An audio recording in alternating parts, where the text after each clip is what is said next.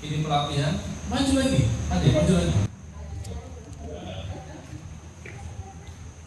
Nah ini pelatihan memperlengkapi dan semua harus aktif, ya. Saya akan coba efisienkan waktu, tapi saya ingin memastikan bahwa ketika kami pulang dari tempat ini, Bapak Ibu sudah bisa praktek. Amin. Ya. Baik. Pertama, kenapa pemuridan itu penting? Saya buat skripsi, saya sebenarnya sarjana perbankan, Bapak Ibu, lulusan Stiku Bank Semarang. Tapi kemudian kami melayani, melatih hamba Tuhan, saya tidak enak hati kalau tidak latar belakang sarjana teologi. Akhirnya kami sama-sama sekolah dengan Brother Lukas juga di Nampia ini. Saya sekolah di STAK dan saya lulus STH. Jadi saya punya double degree keuangan dan juga teologi.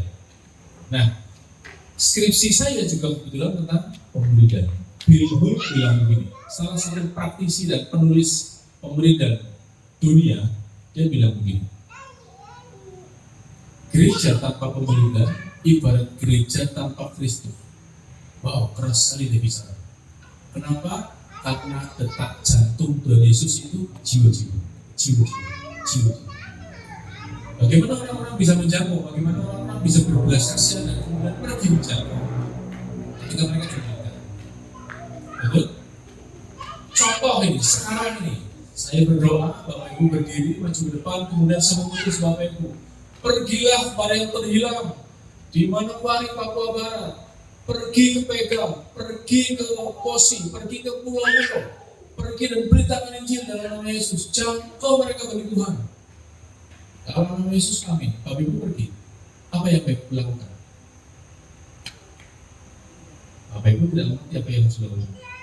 Teknik memberitakan Injil itu seperti apa? Maksudnya mulai dari mana?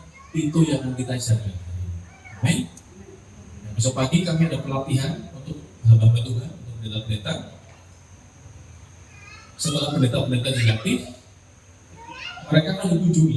Apakah mereka sudah bisa menjalankan ini atau belum? Ada kesulitan atau tidak? Januari 2025 selama 2 tahun hamba Tuhan ini akan didampingi. Untuk hamba Tuhan yang melatih Bapak Ibu. Ini saya hanya sekali melatih Bapak Ibu karena berikutnya nanti perkembangan. Ya, Pak Lalet yang akan melatih Bapak Ibu berkelanjutan. Amin. Siap Bapak Ibu? Pasang sabuk pengaman. Ya. Ada dua jenis orang Kristen. Oh, sebelum itu satu ayat kita boleh buka. Saya biar boleh pakai mimbar kecil ini ya.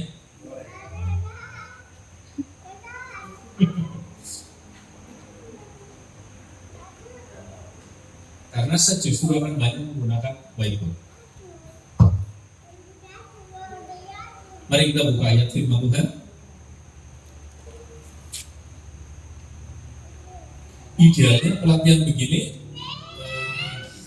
kalau besok itu pelatihan dari jam 9 pagi sampai jam 5 sore, makanya ada makan siang, ada snack yang panjang. Tapi ini kita buat singkat saja. Lukas 19 ayat 10.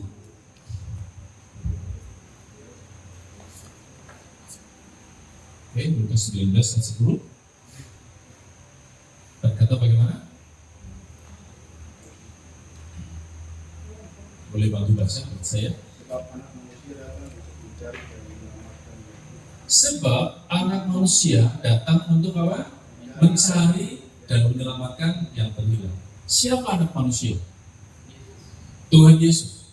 Jadi kedatangan Tuhan Yesus itu datang ke dunia, prioritas dia adalah untuk mencari kemudian menyelamatkan yang terhilang. Pertanyaannya, ketika ini menjadi prioritasnya Tuhan Yesus, ini menjadi prioritas kita kah tidak? Apa ini? Oh, ini biar tugasnya Tuhan Yesus saja menyelamatkan kita. Atau ini juga tugas kita menyelamatkan yang terhilang? Nah, sekali lagi, mungkin harus kompak Bapak Ibu. Sepakat ya, ini tugasnya Tuhan Yesus saja menyelamatkan yang terhilang, atau juga tugas kita? Tugas kita, menyelamatkan yang terhilang. Ada yang pernah hilang sesuatu? Hilang uang mungkin? Pernah hilang uang ya? Ketika hilang uang, Bapak Ibu bilang begini, kasih tinggal semua, nanti uang kembali sendiri. Begitu kan? Tidak, Ibu akan cari di dompetnya istri, dompetnya suami, di lemari, di tas kita, di tas belanja, di rice cooker juga mungkin kita cari apa? Cari uang yang lain. Nah, jemaat Tuhan, orang-orang Kristen, salah satu tugas dan bagian yang harus dia kerjakan adalah apa? Mencari dan menyelamatkan yang terhilang. Mencari yang terhilang itu tidak bisa duduk diam di gereja. Ya, memang harus ada sebuah tindakan yang direncana dan disengaja. Apa Bapak Ibu? Direncana dan disengaja. Harus merupakan sebuah tindakan yang direncana dan disengaja. Ini yang tidak dilakukan oleh gereja. Sudah 2000 tahun lebih, tetapi gereja tidak melakukan. Berjalan menggelinding saja tanpa jemaat, dan setiap kita bergerak untuk sengaja mencari dan menyelamatkan yang terhilang. Baik, berarti Bapak Ibu sudah sepakat ya untuk kita mencari dan menyelamatkan yang terhilang. Yang sepakat boleh katakan dengan saya? Oke. Sekarang saya mau jelaskan tentang ada 2 jenis orang Kristen. Berapa jenis Bapak Ibu? 2 jenis. Semoga tidak ada jenis ketiga. 2 jenis orang Kristen. Jenis pertama dan jenis kedua. Kelihatan ya?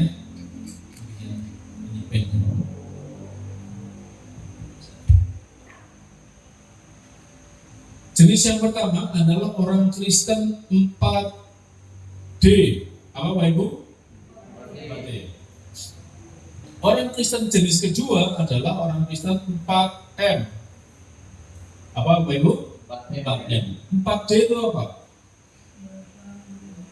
Ibu Supinta. Datang, duduk, dengar, iya. Saya boleh kasih tahu yang kelima, D yang kelima. Dek, boleh. Apalagi? Dungu. Dungu. Bapak Ibu tahu dungu ya? Bahasa Papuanya apa dungu? Lau-lau. Momo. Ya, itu sudah. Nah, ini jenis orang Kristen yang pertama. Jenis orang Kristen yang kedua, menjangkau,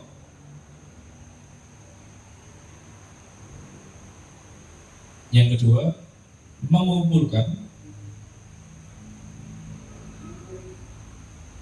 Ini Pak Lelet sudah pernah mengajar ya? Ini banyak bocoran nih sini. Memuridkan, terus apa? Multiplikasi atau memutus boleh. Nah, Bapak Ibu pengen dari orang Kristen yang model pertama atau yang kedua? Yang kedua.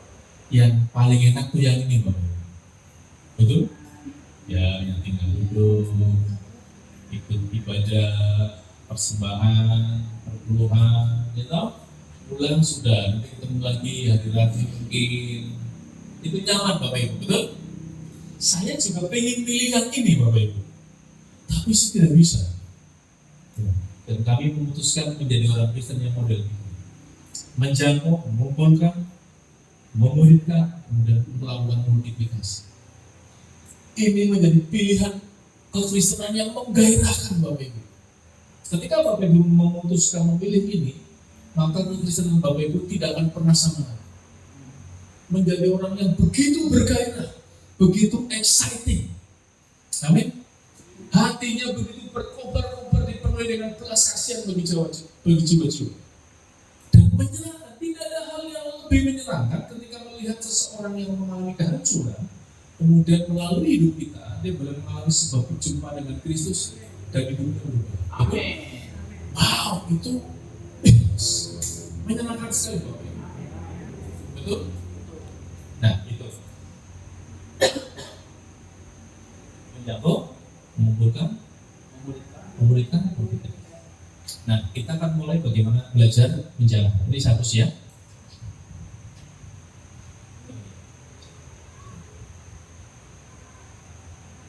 Bapak Ibu buka bukunya, bukunya tempatnya tadi.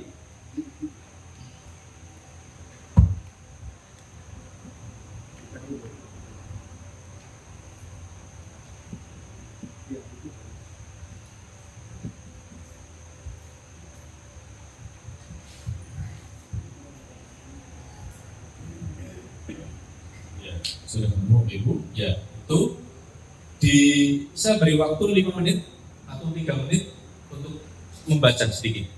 Ya. Apa ini Pak? Itu bagian apa sih di Jepang Oh, ya? saya pikir bakal naik. Hebat sekali. Saya bisa pakai untuk plat mobil.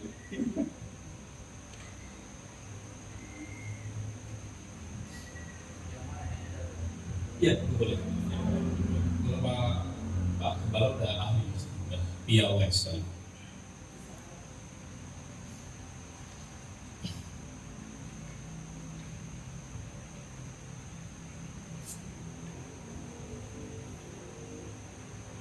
Nah, Bapak Ibu, sambil Bapak Ibu membaca, nanti setelah pelatihan, Pak Gembala akan membawa buku ini Bapak Ibu. Namanya buku murid yang memuridkan. Akan diberikan secara cuma-cuma nantinya. Besok juga akan diberikan cuma-cuma. Tapi Pak Gembala harus beli. Satu buku harganya 7.500. Masuk 10.000 lah kalau masuk uang kirim. Ya. Murah apa mahal? Murah sekali ya. Karena kita kemitraan 2. Kalau kemitraan 3, besok saya balik. 6 ya.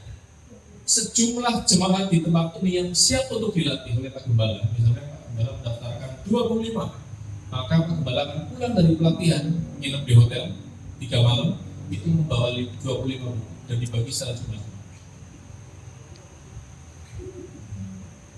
Tapi besok baru diberi 5 dulu dan Pak Gembala harus bayar 85.000. Itu termasuk makan siang dan snack. Itu murah sekali. Pelatihan seperti ini biasanya berbayar. Kalau di GPCC itu 22 juta termasuk sistemnya. Bapak Ibu tidak perlu bayar. Traveling kami yang biayain, menginap di hotel, makan juga kita yang biayain. Bapak Ibu tinggal bergerak saja. Amin. Oke. Nah, belajar buku ini tidak mudah Bapak Ibu. Jadi Bapak Ibu jangan berpikir, aduh, saya lagi stres ini, saya lagi banyak pikiran, saya ingin disegarkan dengan firman Tuhan. Bapak Ibu buka buku ini, tambah stres Bapak Ibu. Tahu maksudnya? Ini buku untuk orang-orang dewasa dan siap bergerak persis sama seperti Kristus. Akan pegang buku ini. Begitu Bapak Ibu buka halaman 22, isinya apa? Daftar 30 nama orang yang Bapak Ibu harus doakan. Mengagetkan sekali. Ada di situ yang di belakang. Mungkin Bapak Ibu mikir, aduh masalah saya sendiri belum selesai, ngapain bisa berdoa orang lain kan? Tapi hukum rohaninya adalah justru ketika kita memberi, kita akan diberi. Amin. Itu hukum rohaninya. Oke. Nah, kita akan melakukan pendekatan pembelajaran buku ini dengan sangat sederhana. Dan ini juga yang dilakukan oleh 6 wilayah di Indonesia. Dan kemudian saya di Malaysia juga mengajarkan yang sama dan mereka menjadi bergairah sekali jemaat-jemaat Tuhan. Sama betul. Ya, pendekatan dengan S.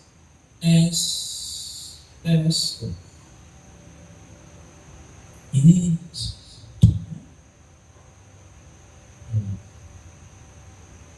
di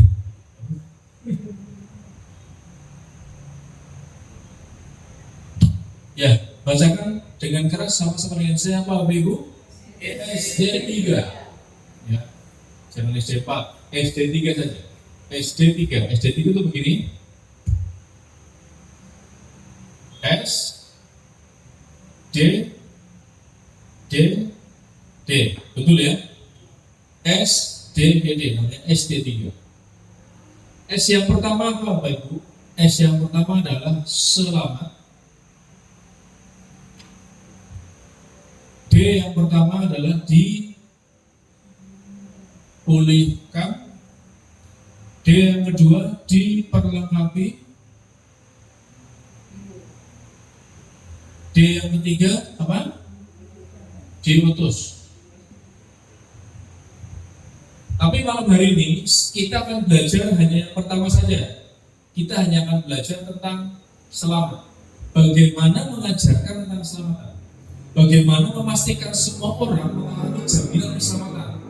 Itulah kenapa kita harus pergi memberitakan Injil. Itu maksudnya. Bacakan sama-sama dengan saya. SD3, 1, 2, 3. SD3. S yang pertama apa?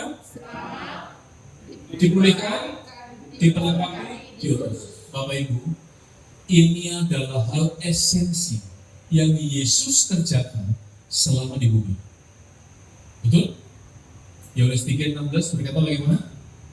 Karena begitu besar kasih Allah dunia ini, sehingga bla bla bla, supaya setiap orang yang percaya tidak binasa, melainkan peroleh hidup yang kekal. Inilah jaminan keselamatan. Dan tidak berhenti di situ. Setelah orang diselamatkan, bagian berikutnya apa? Dipulihkan. Dipulihkan dari apa? Masing-masing kita ini punya latar belakang dulu. Apalagi mereka yang tidak Kristen sejak lahir. Bahkan yang di Papua yang Kristen sejak lahir pun punya riwayat ikatan-ikatan roh yang salah, yang tidak baik di masa lalu. Baik yang kita sadari maupun tidak sadari. Dalam banyak kasus mereka bertumbuh sepertinya, bahkan sudah sekolah Alkitab, sudah melayani, tapi kemudian jatuh bangun karakternya bermasalah dan sebagainya. Itu karena tidak dipulihkan. Ada latar belakang yang masih menggelayuti dia, yang masih menggandoli dia, orang Jawa bilang. Itu yang berarti kesehatan dipulihkan. Ini satu sisi tersebut. Nah, setelah mengalami jaminan keselamatan, kemudian dipulihkan, bagian berikutnya adalah apa? Diperlengkapi. Dengan apa? Dengan Roh Kudus. Kita akan belajar tentang 9 karunia Roh Kudus, 9 karunia manifestasi, karunia iman, karunia perkataan, karunia iman, perkataan, nubuatan, berbahasa roh, karunia mujizat, karunia kesembuhan, itu di bagian diperlengkapi. Setelah mendapatkan lengkap tiga-tiganya, seseorang akan diutus dengan kemampuan yang luar biasa. Bapak Ibu bayangkan, ketika jemaat Tuhan di tempat ini diperlengkapi dengan bagian-bagian ini, dan piawai mempraktekannya, wow, Bapak Ibu akan menjadi orang yang paling diperlukan di muka bumi. Bapak Ibu akan menjadi orang yang dicari orang-orang yang bermasalah. Untuk apa? Untuk mereka mendapatkan jalan keluar. Untuk mereka mendapatkan kesembuhan dan pemulihan dari setiap kerusakan yang mereka alami. Amin. Dan kekristenan seperti itu begitu menyenangkan. Amin. Begitu menggairahkan. Nah, fokus hidup kita sudah bukan lagi kepada aku, tapi orang-orang lain. Oke. Saya hapus. Kita akan belajar tentang selamat. Berikutnya tentang diperlengkapi dan dipulihkan, diperlengkapi dan diutus. Nanti kembali akan mengajarkan untuk Bapak Ibu. Ya, saya akan fokus selamat karena ini penting, sangat penting. Oh iya, kurang besar Bapak.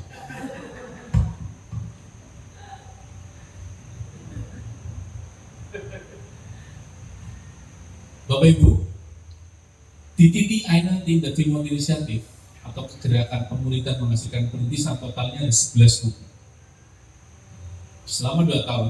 Tapi bagian yang paling penting adalah bagian buku MYM 1 ini. Nah, di buku MYM 1 ini, satu hal yang paling penting sekali adalah tentang bagaimana belajar mengalami keselamatan dan mengajarkan keselamatan. Itu bagian yang paling penting. Jadi kalau ibarat Bapak Ibu tahu panah, tombak ya. Tombak kan begini toh. Ya. Tombak kan begini ya Bapak Ibu ya. Buku MYM itu ini. Buku murid dan memuridkannya itu ini, ujungnya ini. Tetapi belajar tentang keselamatan itu ini runcingnya. Di beberapa negara, di beberapa tempat di Indonesia, mereka lemah di sini. Makanya di mana-mana saya mengajarkan tentang keselamatan, bagaimana mengajarkan keselamatan. Karena di situ ada metode pemberitaan Injil. Amin. Kita mulai ya. Oke. Kita mulai dengan metode 3 lingkaran. Bapak Ibu udah lihat tadi metode pembentukan 3 lingkaran. Bapak Ibu, beberapa waktu yang lalu saya ada pertemuan di Surabaya. Namanya pertemuan gabungan antara IPN dengan NPL. IPN itu Indonesia People Network. Itu orang-orang misi yang mengajarkan dan melatih penginjilan dan pemberitaan di seluruh dunia. Sama NPL. NPL itu singkatan dari bahasa Inggris No Place Left. Artinya tidak ada tempat tersisa bagi pemberitaan Injil maksudnya. Nah, saya bertemu dengan orang Amerika, orang dari ada beberapa orang dari India, dari Cina, kumpul di Surabaya. Kita bicara tentang metode penginjilan. Rata-rata di handphone mereka, Bapak Ibu, di belakang sini ada gambar metode 3 lingkaran. Itu metode penginjilan yang dilakukan oleh seluruh penginjil di dunia. Itu metodenya itu yang paling mudah karena dia berbicara tentang dari mulai kejadian sampai dengan Yesus, sampai dengan Yesus, sampai dengan karya keselamatan dan kembali kepada pemulihan. Makanya itu bagus. Nah, saya bertemu dengan satu orang. Oh ya, kami memuridkan, dia orang Amerika. Kami juga melayani jemaat. Di mana? Di Libanon, Bapak Ibu. Dia memuridkan di Libanon. Jadi dia sambil belajar 3 lingkaran sambil tutup telinga karena ada ledakan bom. Memuridkan di Libanon. Kita mulai ya. Ini adalah metode bagaimana ketika Bapak Ibu akan memberitakan Injil pada orang. Mulai dari ini.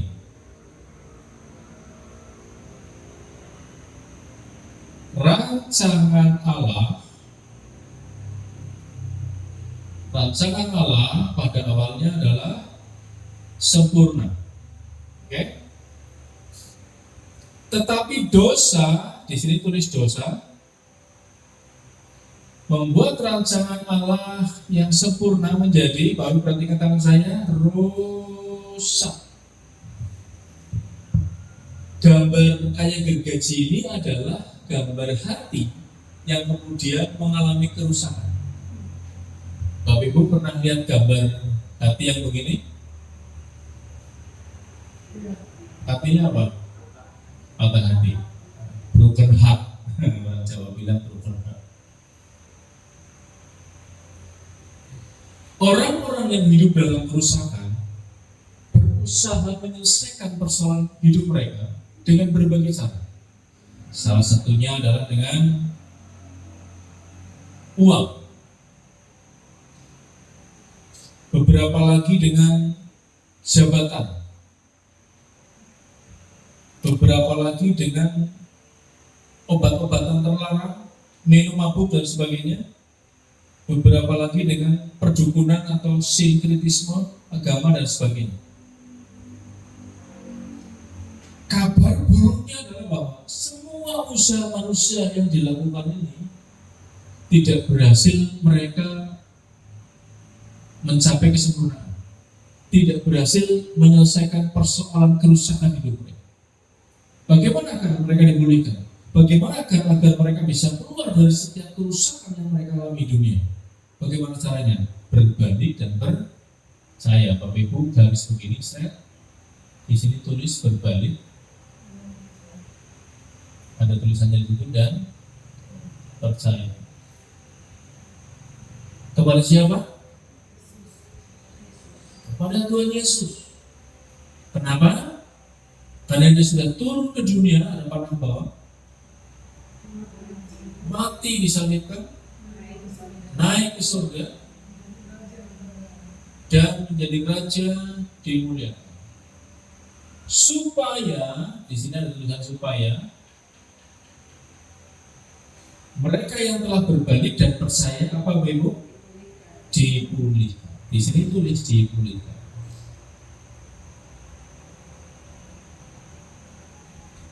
Dipulihkan dan mengalami kehidupan sempurna, sama seperti rancangan Allah yang pertama. Ketika Bapak Ibu sudah dipulihkan dan mengalami pemulihan, apa yang harus dilakukan? Ketika Bapak Ibu memutuskan menjadi orang Kristen yang model kedua, maka Bapak Ibu harus pergi. Kemana Bapak Ibu? Pergi ke dunia yang rusak bersama dengan Tuhan Yesus. Tujuannya untuk apa? Menjangkau mereka yang terhilang agar mereka berbalik dan percaya pada Tuhan Yesus, karena dia sudah turun ke dunia, mati disalibkan, bangkit, naik ke surga dan mendapatkan kemuliaan, supaya mereka yang telah berbalik dan percaya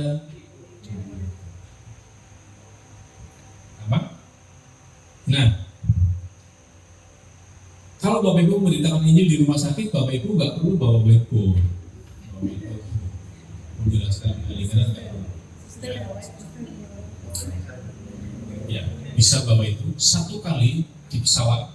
Saya pulang dari Sabah, Malaysia. Kemudian di sebelah kanan seorang berkerudung. Saya minta Roh Kudus buka pintu untuk saya bisa beritahu ini.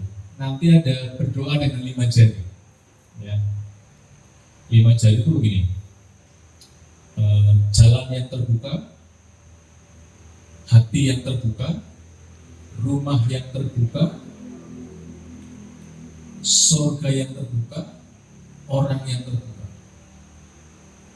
Tuhan, bukakan hatimu sehingga kami boleh memulai perbincangan.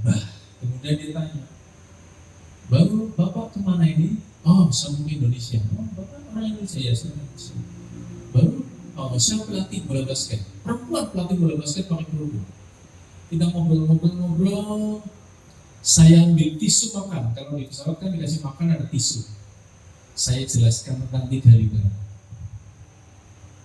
Ibu, rancangan Tuhan, rancangan Allah Subhanahu wa Ta'ala adalah sempurna. Tetapi dosa membuat rancangan Allah ini menjadi rusak. Ini umum, orang Buddha, Hindu, Kristen, Muslim percaya bahwa kerusakan dunia itu karena dosa. Sampai situ aman. Orang-orang yang hidup dalam kerusakan berusaha dengan caranya sendiri untuk mencapai pemulihan dengan minum, dengan mabuk, dengan mama 1, mama 2, mama 3 dan sebagainya, tapi tidak pernah berhasil. Dengan perdukunan, ya betul Bapak, tidak pernah berhasil. Bagaimana caranya berbalik dan percaya kepada siapa? Dari sini persoalan. Ketika sudah masuk di sini persoalan. Makanya kita sedang merancang di sini bukan gambar salib, tetapi gambar kurban. Karena mereka tahu ada korban, penghubungnya korban. Ya, tapi metode itu sudah disempurnakan khusus untuk STA. Di Makassar kami akan mencoba menggunakan itu. Karena di Makassar banyak penginjilan. Di Makassar ada lebih dari 2.000 orang yang setiap tahun mereka merayakan Natal. Dan udah nggak tahu mereka pakai alat musik lokal dengan atribut mereka, itu menyenangkan. Kalau Bapak Ibu ketemu mereka nangis kok, wow, mereka nyanyi itu luar biasa. Itu di Makassar. Tapi nah, Bapak Ibu juga tidak perlu menjelaskan semuanya yang 4 poin ini. Ketika kita ketemu dengan orang yang mabuk, ya inilah yang dijelaskan. Orang mabuk ini kan bukan pengen mabuk sebenarnya kan. Dia berusaha keluar dari persoalan hidup mereka, betul? Itu cita-cita yang baik kan tidak? Cita-cita yang baik, cita-cita yang mulia, hanya caranya yang salah, betul? Dia pengen ngomong sesuatu ke bapaknya, pengen belikan motor, tapi nggak berani ngomong. Oh, minum dulu. Baru dia pulang ke rumah, Bapak, lebih sayang adek gua. Itu cara dia mengekspresikan, ya kan? Caranya begitu. Nah, ketika kita berjumpa dengan orang yang sakit, ya kita nggak perlu bicara yang lain. Karena mama, rancangan Allah pada awalnya itu sempurna atas hidup mama, atas hidup bapak. Tapi dosa lah yang membuat mama jadi mengalami kerusakan seperti itu. Mama sakit, dokter bilang tidak ada penyakitnya, tapi selalu sakit. Ada saja. Mama ingin dipulihkan, mama ingin disembuhkan. Iya anak, mama harus berbalik dan percaya kepada Yesus. Tapi seorang Kristen, ya, mama mungkin orang Kristen, tapi mungkin belum lahir baru sehingga bisa kena santet, guna-guna dan sebagainya.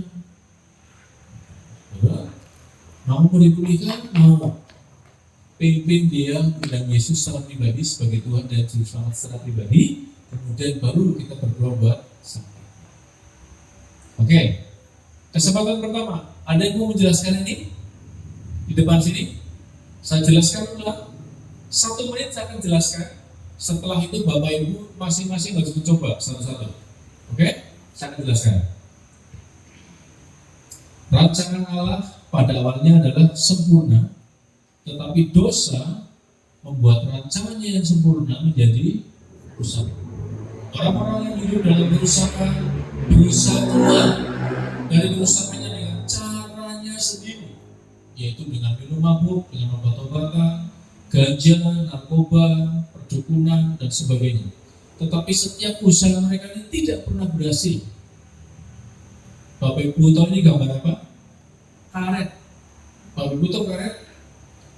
Ini karet saya pegang begini, kemudian saya tarik ke kanan. Ketika saya lepas kembali ke mana? Kembali ke sini. Saya tarik ke atas, kembali ke mana? Saya tarik ke bawah, kembali ke mana? Sama prinsipnya. Apapun usaha manusia di luar Kristus tidak akan pernah berhasil. Dia selalu kembali pada kerusakan yang sama. Bagaimana caranya agar mereka mengalami pemulihan? Satu-satunya cara, satu-satunya keputusan adalah berbalik dan percaya. Harus berbalik dan percaya. Kepada siapa?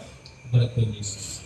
Karena dia sudah turun ke dunia, mati disalibkan, naik ke surga, bangkit dan naik ke surga dan dimuliakan, supaya mereka yang telah berbalik dan percaya dipulihkan. Setelah Bapak Ibu dipulihkan, ada satu tanggung jawab rohani untuk menjalankan amanat agung, yaitu pergi bersama dengan Tuhan Yesus, membawa mereka yang ada dalam kerusakan agar mereka berbalik dan 1 menit lebih 5 detik. Silakan dan coba. Tidak ada hadiahnya sih, Bang. Mari silakan. Ibu, boleh. Ibu kemana?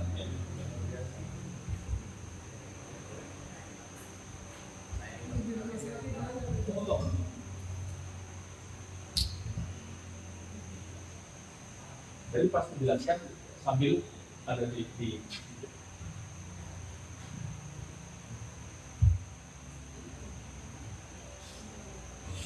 Baik, terima kasih. Saya akan mencoba menjelaskan. Pada mulanya Allah menciptakan kita begitu sempurna, begitu sempurna, tapi oleh karena dosa kita menjadi yang tadinya sempurna menjadi rusak. Orang yang rusak ini mencoba untuk mencari jalan keluar. Ada yang pergi untuk seperti mencarinya dengan uang, berfoya-foya seperti itu, dengan uang, kekayaan. Ada yang miras, obat-obatan, dukunan,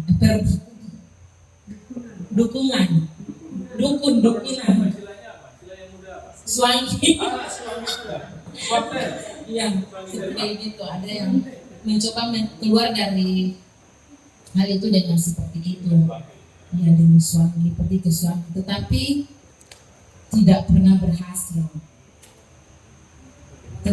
Bagaimana caranya supaya mereka keluar dari hal-hal seperti ini? Dengan kerusakan ini, dengan caranya harus berbalik dan percaya kepada Yesus telah turun ke dunia. Yesus yang sudah turun ke dunia, yang sudah mati di atas kayu salib, sudah naik ke surga dan mendapat mahkota kemuliaan, supaya orang yang tadi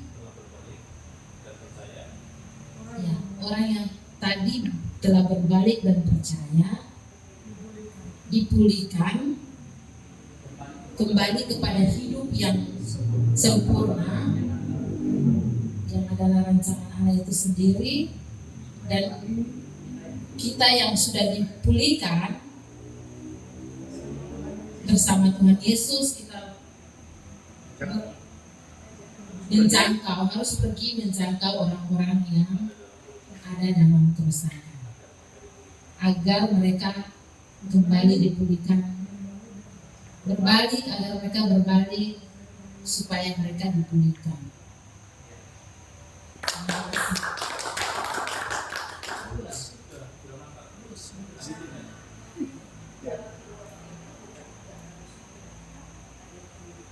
Oh ya. Di kertas ini Bapak Ibu nanti pelajari setelah bulan dari tempat ini. Oke? Ada lagi mau coba? Yang Bapak-bapak sudah coba ya? Oh, siap. Mari kemudian. Baik, saya akan mencoba.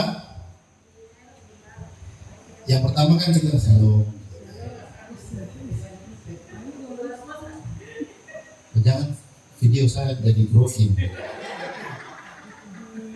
Bapak Ibu, perlu kita tahu bahwa rencana Allah itu pertama untuk kita adalah sempurna. Namun kesempurnaan itu telah dirusak oleh yang namanya dosa. Akibatnya dari dosa itu membuat kita ada di dalam lingkaran ini. Bisa ya begitu ya? Ya, lingkaran ini.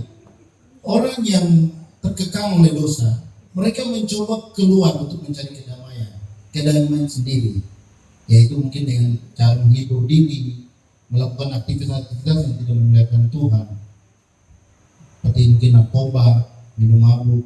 Sesaat saja mereka dapat kepuasan, tapi setelah sadar kembali lagi mereka ada di dalam. Karena kehidupan dosa itu ibarat seperti karet yang ketika ditarik ke bawah dia akan kembali ke atas, ketika ditarik dari atas dia akan kembali, dia akan mantul kembali. Iya. Bagaimana caranya supaya mereka keluar, supaya dipulihkan? Mereka harus berbalik dan percaya, karena Yesus sendiri telah turun dan dia telah mati, bahkan terangkat ke surga, dan dia dimuliakan dengan mahkota, agar supaya kita yang dari dosa ini berbalik dan dipulihkan.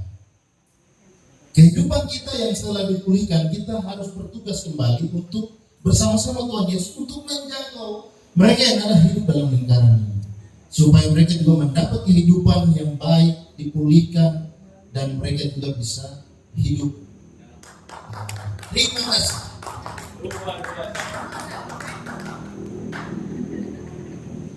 Mudah ya? Apa yang sulit? Ada yang coba lagi? Ibu-ibu lagi silakan.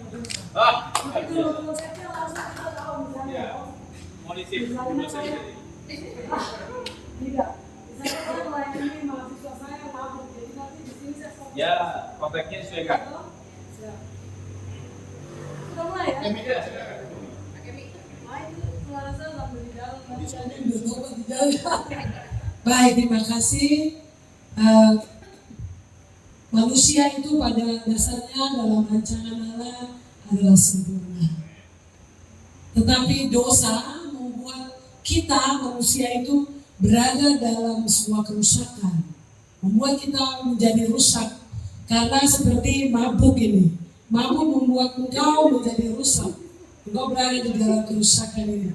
Ini mahasiswa nih, dalam kerusakan ini, ya. Dan pasti kau mau mencari jalan keluar dari keadaan ini. Kau mau mencari jalan keluar tapi tidak bisa, masih tetap berada di dalam lingkaran ini atau di dalam kerusakan itu. Bagaimana caranya supaya keluar dari mabuk ini? Tidak ada jalan lain selain harus keluar, berbalik dan percaya kepada satu-satunya yang mampu mengeluarkan kita adalah Yesus Kristus. Tuhan Yesus Kristus, dia sudah mati, dia sudah datang ke bumi, dunia, Dia mati di atas kayu salib dan bangkit serta naik ke surga dan dimuliakan sebagai Raja ini.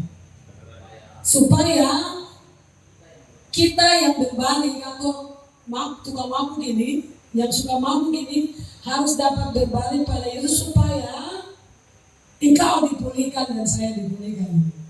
Kita mendapat pemulihan dari Tuhan dan kita masuk dalam rancangan Allah dalam kehidupan hati yang baik ini.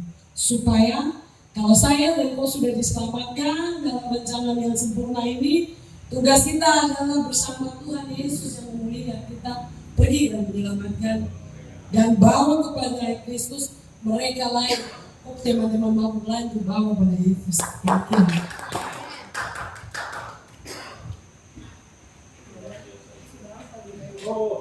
Besok hari Mbak.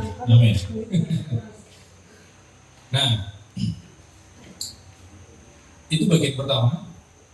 Ini saya akan hapus, Bapak Ibu. Oh, silakan, Ibu.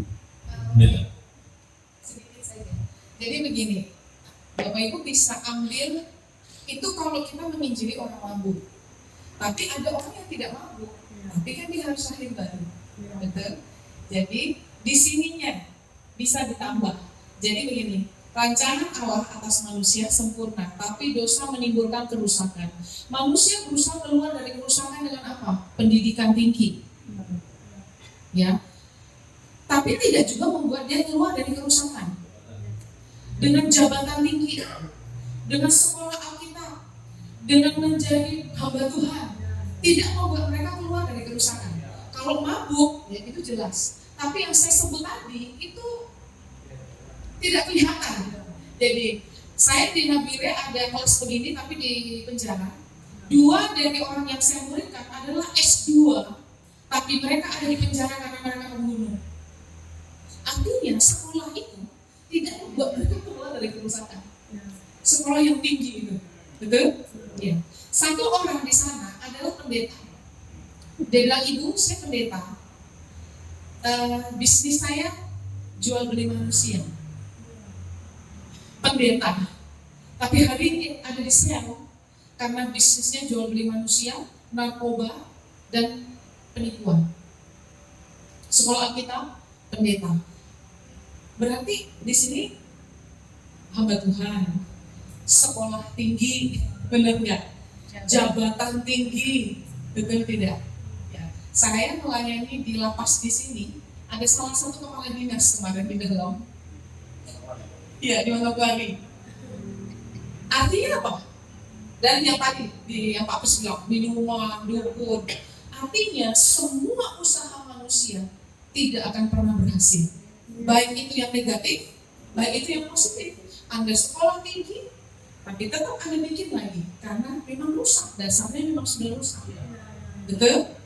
Jadi ini penting sekali supaya nanti ketika teman-teman terjun di lapangan, dia nggak mabuk, tapi dia di majelis. Silakan jelaskan. Tapi kan sekalipun kita majelis, iri hati, kita tidak bisa mengendalikan mulut kita karena udah rusak. Bagaimana caranya Anda bisa keluar dari pamaki, iri hati, negatif thinking, hati panas hati, marah, roh pemarah. Orang bisa marah, semua orang marah. Tapi kalau marah sampai banting-banting, itu namanya roh pemarah. Itu harus diselesaikan. Dan hanya Yesus yang bisa menyelesaikan. Banyak orang yang kalau ngamuk, semuanya terbang. Betul? Itu kerusakan yang diakibatkan dosa. Sehingga nanti ketika teman-teman terjun di lapangan, jangan patokannya tidak hanya mabuk, patokannya enggak. Siapa saja yang Anda temukan, jelaskan tentang ini. Dosa itu menimbulkan kerusakan. Semua usaha manusia, tidak ada yang bisa mengeluarkan manusia. Mau kamu profesor kan, mau kamu apakah, tidak membuat kamu bisa keluar dari kerusakan. Karena semua itu akan kembali lagi seperti karet. Balik lagi, bikin lagi, dan bikin lagi. Betul? Ya. Jadi satu-satunya cara adalah berbalik, percaya kepada Yesus yang sudah mati, bangkit, naik ke surga, supaya ketika kita diterima Yesus, kita akan dipulihkan. Kita dipulihkan menjadi yang seperti Allah. Lalu ketika kita dipulihkan, kita bikin apa? Nunggu mati? Tidak. Setelah kita lahir baru, kita tidak langsung mati. tugas kita adalah setelah kita dipulihkan, pergi ke mana? Ke dunia yang rusak. Dulu kan Tuhan Yesus dapat kita di sini. Betul? Kita masuk, kita dapat si A di sini bertobat, si A dipulihkan, si A pergi dapat si B bertobat. Terus itu yang kemarin saya bilang, penginjilan paling efektif adalah teman menjangkau teman. Itu nanti bambu mata rantai ya, sahabat dapat, terus keluarganya, mama adiknya, omnya, tetenya, itu semua nanti akan dia jangkau itu. Jadi ini efektif sekali. Jadi sekarang kita ada di mana ibu? Kita yang ada di ruangan ini. Kita di 1, 2, 3. 1, 2, 3. Kita yang di mana nih kita? Kita sekarang di sini sudah dipulihkan. Waktu kita menjelaskan 3 lingkaran ke orang, nanti kita tanya sama dia, menurutmu kamu di lingkaran nomor berapa? Semua akan tunjuk di sini. Ya, saya di nomor 2 ini saya. Kalau gitu, kalau di nomor 2 menurut garis panah berarti kamu harus berbalik. Makanya itu hampir 100% closing.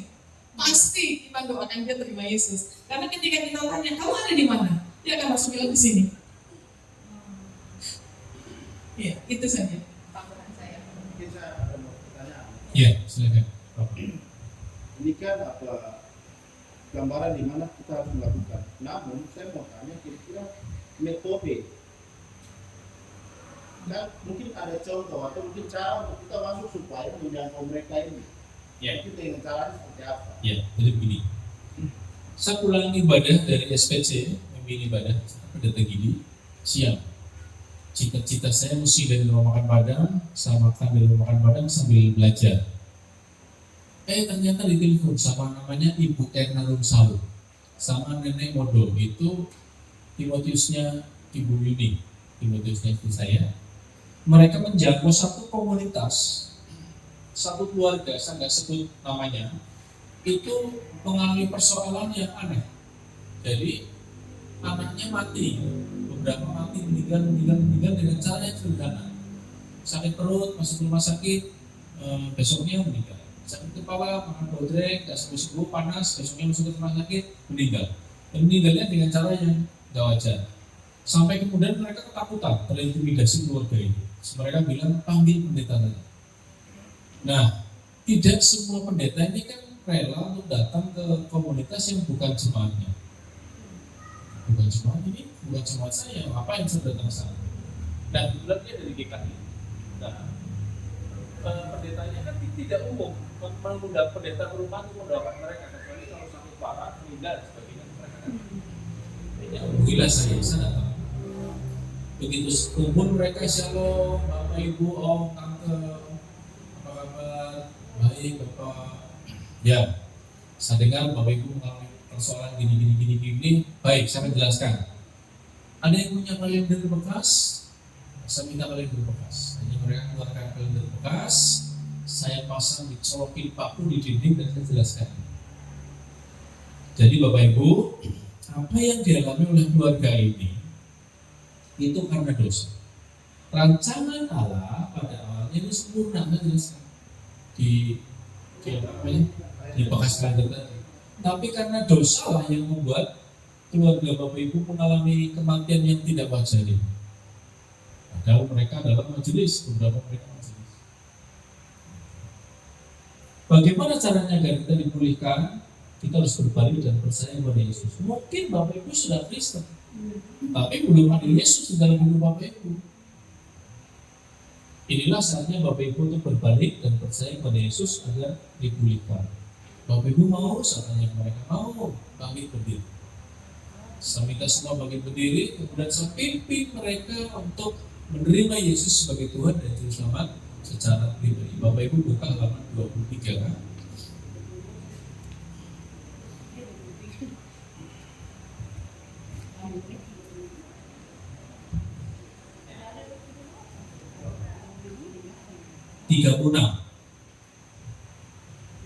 halaman 36. Nah, Bapak Ibu, itu adalah tuntunan doa untuk orang menerima Yesus sebagai Tuhan dan Juru Selamat dia secara pribadi. Bapak Ibu, jangan ragu kalaupun dia orang Kristen, karena banyak sekali orang Kristen belum menerima Yesus sebagai Tuhan dan Juru Selamat secara pribadi. Apalagi di Papua ini banyak Kristen keturunan, karena nenek moyangnya Kristen, orang tuanya Kristen, dia lahir sudah Kristen. Tetapi sebenarnya belum pernah memutuskan mengundang Yesus secara pribadi masuk dalam hidupnya. Nah, itu nanti difoto, disimpan di galeri Bapak Ibu untuk menuntun seseorang menerima Yesus. Ya, itu aja seperti itu. Sudah ketemu semua? Ya, nanti kita akan praktek bagaimana mendatangkan Injil. Apakah jawaban saya menolong? Bapak berikut? Menolong ya? Oke. Nah, sekarang kita akan praktek bagaimana memimpin orang menerima Yesus. Jadi, contoh setelah kita jelaskan, kita tanya, apakah Bapak mau menerima Yesus? Apakah Bapak mau berbalik dan percaya pada Yesus? Ketika dia ngomong, ya saya mau. Oke, kita akan berdoa. Ya, sangat mencontohkan dengan Pak Bergur, boleh depan.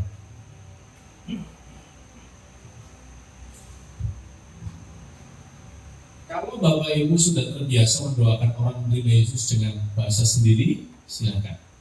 Tapi kalau belum, ini ada caranya, ada tuntunannya. Ya, caranya begini. Setelah saya jelaskan tadi, Bapak Ibu sudah paham? Ya. Bapak ingin dipulihkan? Apakah Bapak menerima Yesus sebagai Tuhan dan Juru Selamat secara pribadi? Ya. Taruh tangan kanan di dada. Ya. Ikuti doa saya yang bersuara. Tuhan Yesus, saya akui bahwa saya orang berdosa. Saya minta ampun atas semua hal yang salah yang telah saya lakukan di dalam hidup saya. Saya percaya dan saya beriman kepada Engkau bahwa Engkau datang ke dunia ini menjalani kehidupan yang sempurna dan mati bagi dosa-dosa saya. Dibangkitkan untuk hidup kembali dan melalui Engkau ada pengampunan dosa. Nah, di bagian yang ini kita harus tegaskan Bapak. Tangan kita dada. Tuhan Yesus,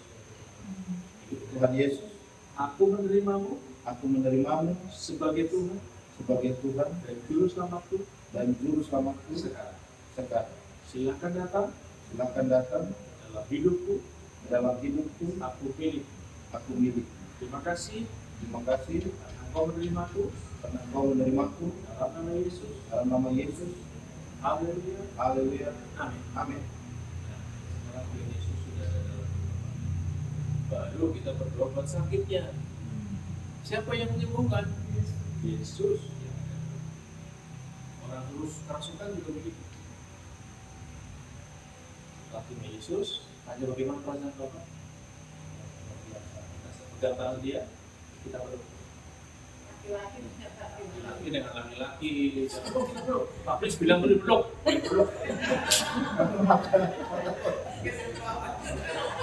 Baru perempuan lagi yang dipeluk, suaminya di sana. Kan persoalan. Terima kasih. Ini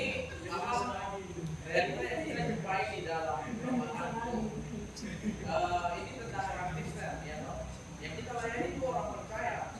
Seperti tadi contoh ada majelis, ada yang orang sudah lama percaya, bahkan mungkin ada hamba Tuhan seperti yang tadi dalam penyaksian, bahwa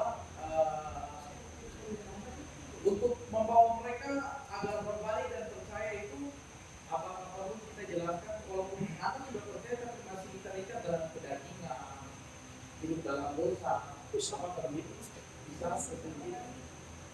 Ya, Mama jelaskan itu belakang. Ya, Saya hapus ya Bapak Ibu.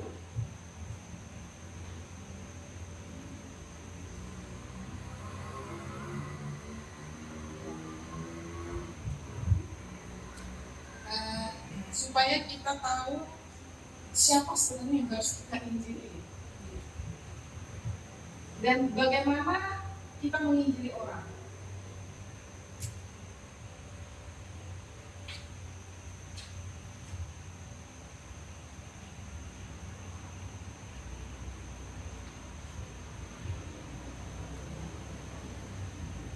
Kita harus sepakat dulu.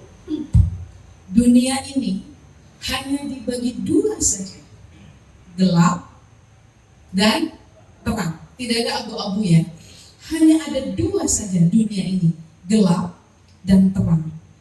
Kalau kita baca di Yohanes 3, Yesus bilang begini kepada Nikodemus, kalau engkau tidak dilahirkan kembali, engkau tidak dapat melihat kerajaan Allah. Ayat yang kelima, Yesus bilang gini, kalau engkau tidak dilahirkan dari air dan roh, kamu tidak bisa masuk ke dalam kerajaan Allah. Jadi, kelahiran baru itu adalah jembatan untuk kita masuk ke dalam kerajaan Allah. Tadi saya bilang, dunia ini hanya ada dua kerajaan. Kerajaan gelap dan kerajaan terang. Kalau Anda sedang di sini, berarti Anda di luar terang. Kalau Anda di dalam terang, berarti Anda di luar gelap. Benar? Di Yohanes 3, kalau engkau tidak dilahirkan dari air dan roh, engkau tidak bisa masuk ke dalam kerajaan Allah. Kalau saya tidak bisa masuk di sini, berarti saya sedang di sini. Saya tidak bisa masuk di dalam gerejanya Pak Lalek.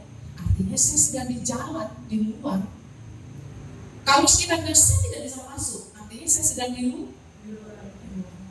Kalau kita menjelaskan ini, jadi ayatnya bilang kalau kamu tidak dilahirkan kembali, kamu tidak dapat melihat. Kalau kamu tidak dilahirkan dari air dan roh, nggak bisa masuk. Kalau Anda tidak di dalam kerajaan Allah, berarti Anda di dalam kerajaan terang. Pertanyaannya sekarang, yang menentukan Anda di sini dan di sini adalah apakah Anda pernah terima Yesus secara pribadi atau tidak?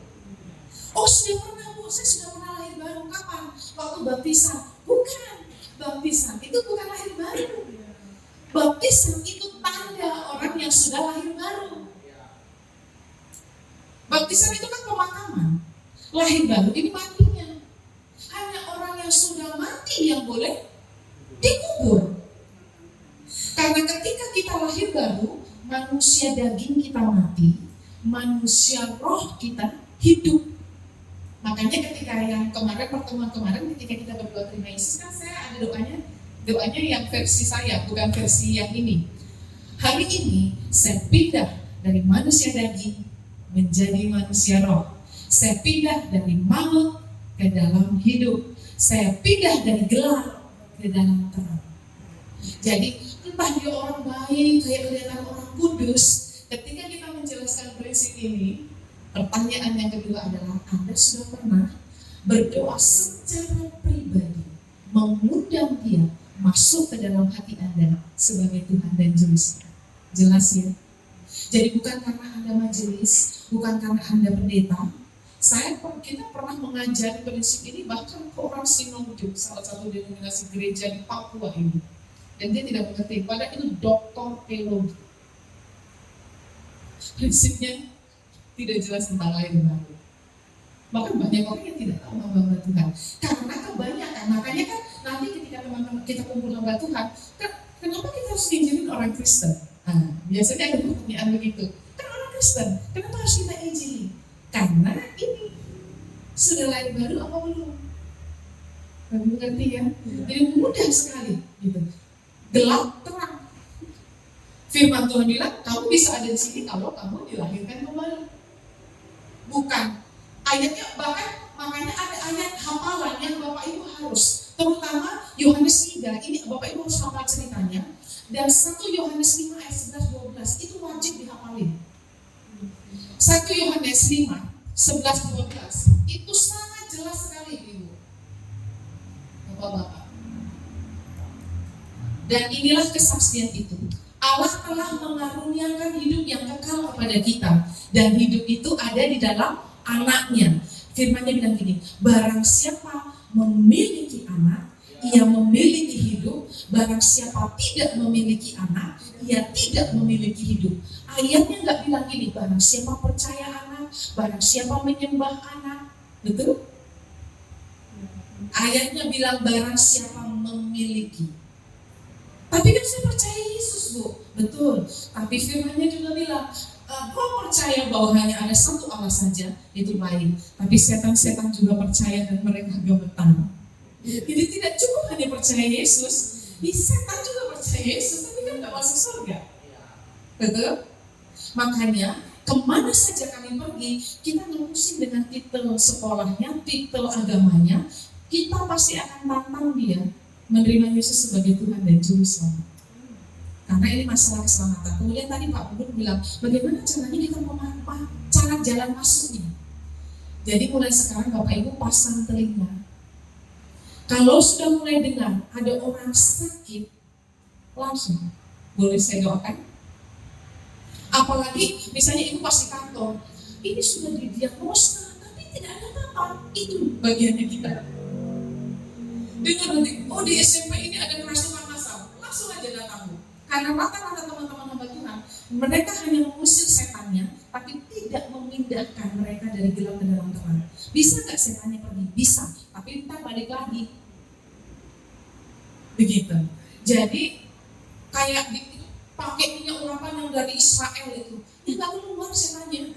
Mau dari Israel kayak mau dari mana kayak, dia harus ada Yesus di dalam hidup. Ya, jadi sadarkan saja begitu dia lahir baru selesai, udah nggak kesurupan lagi, udah nggak perlu ditengking-tengking, roh ini, sudah nggak ada. SMA 3 Tabire itu 500 orang. Itu sudah semua pendeta sudah doakan, romo, kiai sudah. Akhirnya itu cuma suruh lahir baru yang sudah terlanjur bangunin, doakan terima Yesus, selesai. SMA Katolik, SMP Katolik, itu romo-romo suster sudah tidak tahu bikin apa. Waktu kita datang, saya sudah tidak tahu bikin apa. Atau Yesus, tantang mereka terima Yesus, selesai. Seperti itu. Jadi nanti Bapak Ibu akan telinganya dengar, oh, ada orang sakit ini nggak sembuh-sembuh, itu dia. Begitu. Case. Ya. Karena kan kita melayani orang menerima Yesus itu bisa secara parsial, semua rame bisa. Yang tadi kita kemarin itu atau aku sabu-sabu, itu yang pertama. Kemudian yang kedua itu apa namanya, bagaimana kalau orang itu tidak tahu, saya kira sudah percaya, cuma kasih tahu aku berdoa dia, terus kemudian yang bersangkutan itu tidak mau, jadi dia mengeraskan hati dan dia tidak mau dilayani. Apa kita kasih tinggal saja atau kita memberi penjelasan lain bahwa ini Tuhan kasih besar bahwa kita mau berdoa kok gitu. Seperti apa kalau mungkin ini pernah menghadapi itu, Dok? Pernah ada hamba Tuhan di Nabire, pendeta, yang dia tidak mau terima pelayanan kita karena bagi dia pelayanan lahir batin itu sesat. Ya sudah, silakan Anda. Bayangkan lahir baru ini dia bilang itu salah, tidak seperti itu. Ya, silakan. Tapi sejauh yang kita lihat, yang kita alami, kalau dia betul-betul sakit, ya jarang dia menolak. Mungkin menolak. Hampir nggak. Karena dia butuh kesembuhan. Betul. Paling ada gini, kemarin kasus unik. Ini Ibu Elsa Yesi, salah satu orang yang kita berikan kemarin. Ini ada orang yang minta dilayani, tapi dia nggak mau pakai nama Yesus. Maunya pakai nama Yahweh. Yahweh. Ya, karena ada gereja yang berdua. Terus bagus bagaimana? Nggak masalah. Mau pakai Yeshua Hamasia. Hamasia, karena itu hanya bahasa saja. Oh, berarti boleh ya Pak? Boleh. Ini pakai itu nanti mau. Hanya kalau ya. Paling itu. Seperti itu Bapak Ibu. Jadi banyak sekali sebenarnya, di luar banyak sekali. Begitu. Mulai sekarang Bapak Ibu bisa langsung eksekusi. Jadi yang pertama ketika kita menemukan kasus adalah doakan dia terima Yesus dulu. Oh iya, jadi nah ini yang kejadian saya Pak Obed Mauri malah Pak Memori yang ngajarin saya. Ya. Jadi dia ngajarin saya ini tentang rumus kehidupan yang diajar. Jadi ibu dia bilang, ibu Yuni sudah pernah dengar rumus kehidupan? Belum, Pak Obed. Jadi dia bagikan rumus kehidupan. Ini mudah sekali dan saya rasa 100% closing orang yang baru. Jadi Pak Obed ngajarin begini. Manusia itu kalau dia lahir satu kali, dia mati dua kali. Lahir satu kali, lahir dari mama, lahir dari daging. Kalau dia lahir satu kali, dia mati dua kali. Mati di dunia dan mati kekal di neraka. Tapi kalau manusia itu lahirnya dua kali, lahir dari daging satu kali, lahir dari roh satu kali, maka dia hanya akan mati satu kali. Mati di dunia, hidup kekal. Itu rumus kehidupan. Ya, jadi kalau lahir satu kali, mati dua kali. Mati di mana? Mati di dunia, mati kekal. Tapi kalau kita lahirnya dua kali, lahir dari mama, dari daging satu kali, lahir dari roh satu kali, berarti lahirnya dua kali. Maka dia hanya akan mati satu kali. Mati di mana? Di dunia. Semua orang pasti mati di dunia ya. Yang lain hidup-hidup hanya dua, Elia sama Henok. Jadi kita pasti akan mati di dunia, betul? Tapi habis itu hidup kekal. Untuk anak sekolah, kuliah, pelajar itu mudah banget. Teman, siapa namanya? Moses. Moses. Misalnya saya ini kuliah atau SMA. Jadi misalnya ini kita SMP